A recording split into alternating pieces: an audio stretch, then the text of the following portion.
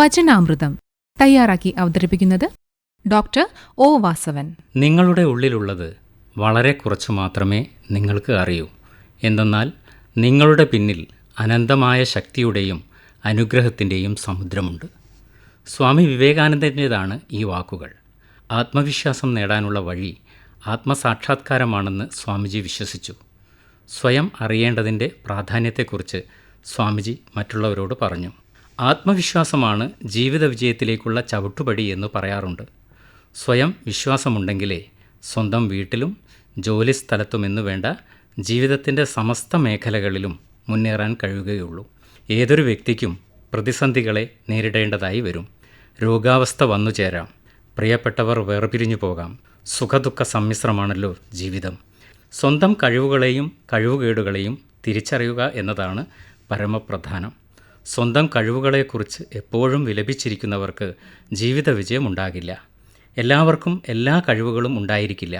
എന്നാൽ ഒരു കഴിവുമില്ലാതെ ആരും ഭൂമുഖത്ത് ജനിക്കുന്നുമില്ല. സ്വന്തം കഴിവുകളിൽ അഭിമാനിക്കണം. ഒപ്പം തന്നെ ആത്മവിശ്വാസത്തോടെ സ്വന്തം ബലഹീനതകളെ മറികടക്കാനുള്ള പരിശ്രമങ്ങളും നടത്തണം.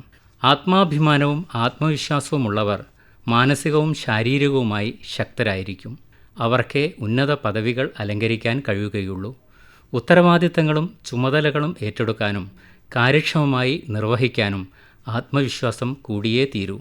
സകാരാത്മകമായ ചിന്തകളും സർഗാത്മകതയും ശുഭാപ്തി വിശ്വാസവും ഉണ്ടാകണമെങ്കിൽ ആദ്യമേ തന്നെ തന്നിൽ വിശ്വാസം വേണം.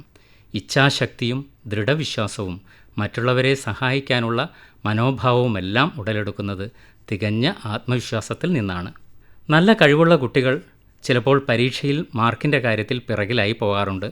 നല്ല കലാകാരന്മാർ ചിലപ്പോൾ രംഗത്ത് മോശം പ്രകടനം കാഴ്ചവെക്കാറുമുണ്ട്. അറിവും കഴിവും വേണ്ടവിധം പ്രകടിപ്പിക്കാനും ഉപയോഗപ്പെടുത്താനുമൊക്കെ കഴിയാതെ പോകുന്നതിൻ്റെ പ്രധാന കാരണം സ്വയമുള്ള വിശ്വാസക്കുറവാണ്. ഇത് ക്രമേണ പരിശീലനത്തിലൂടെ പരിഹരിക്കാവുന്നതാണ്.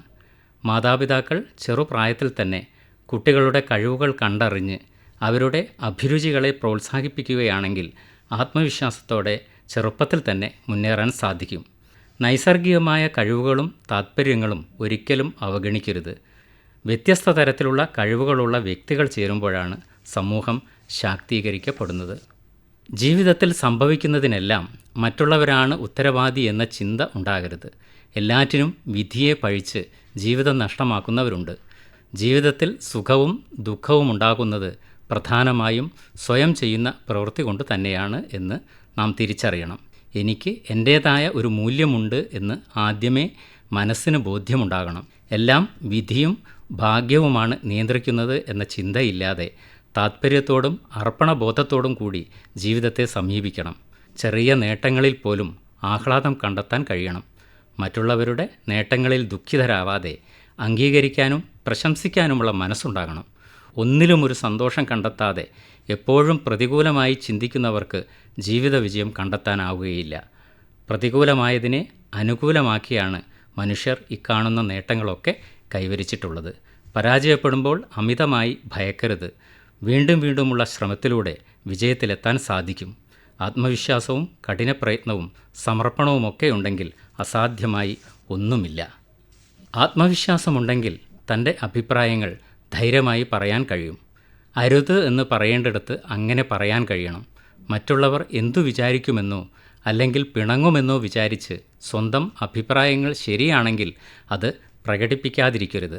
മനസ്സിൽ എപ്പോഴും പ്രസാദാത്മകമായ ചിന്തകളുണ്ടായാൽ, ആത്മവിശ്വാസവും ആത്മാഭിമാനവും ഉണ്ടായാൽ ഏതു പ്രതിസന്ധികളെയും നേരിടാൻ കഴിയും. വചനാമൃതമാണ് നിങ്ങൾ ഇതുവരെ കേട്ടത്.